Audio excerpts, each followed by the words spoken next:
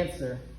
It is in gi, wrapping my arms and my legs around the other person, again, creates friction because of the fabric.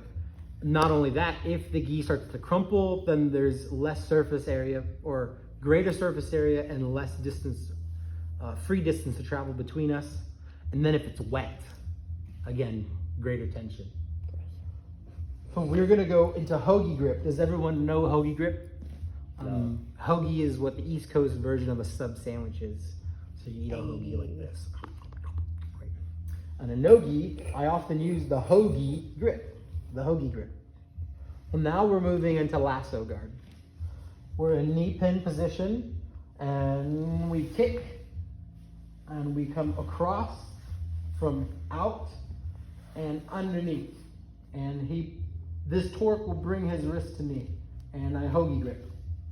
I don't really need to focus on this arm anymore, but if you want to, you can do what we did yesterday by pushing and controlling it with the arch of your monkey paw. But now I have hoagie grip on this arm, which is where my focus is going to be. With lasso guard, I want to be sure that the flat support portion of my foot is as close to his scapula as possible, because then it gives me shoulder control. So I can adjust and manipulate the situation here so that I can guide this in a little bit further. Now it gives me shoulder control to position him forward and keeping my hoagie grip. I mentioned the gates on the carabiner being the easy way out. Coach Michael has mentioned this a few times as well. Well, now I'm creating two gates on opposite ends. More difficult for him to get out. And instead of just holding here, I'm pushing in. I'm not just pulling this way, which I've found is most grips on people that get this is they're going opposite directions. Push in and use your elbows tight to hold this grip. So as I'm pushing in and I'm positioning forward, I want to create space here between the head and my shin. So I can push forward, do whatever I gotta do, and then torquing here. Now as I torque here, I'm gonna bring the elbow ditch to the bottom of my calf, and I'm gonna take this foot and go over the top.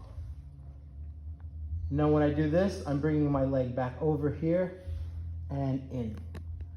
If you can, try to do, Coach Michael, I don't know what exactly this is called, but putting your arch on your shin here.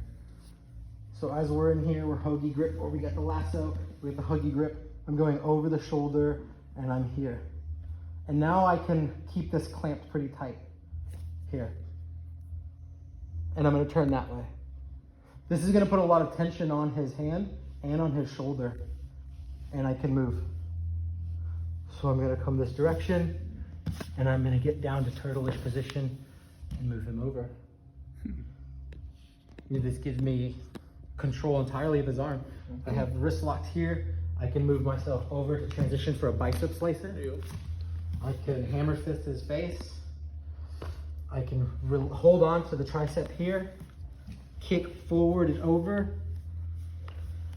and go for a reverse senkaku. Now I have Americana. Fantastic setup. So I've mentioned before that lasso guard and bottom spider is a neutralizing position. We want to neutralize those positions to be advantageous for us so we can move into a more dominant position. That's how I see spider guard.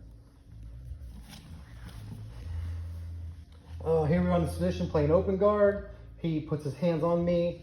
I get them down here. I get my forearms tight. I choose the direction to go in. Lasso guard is going around and underneath.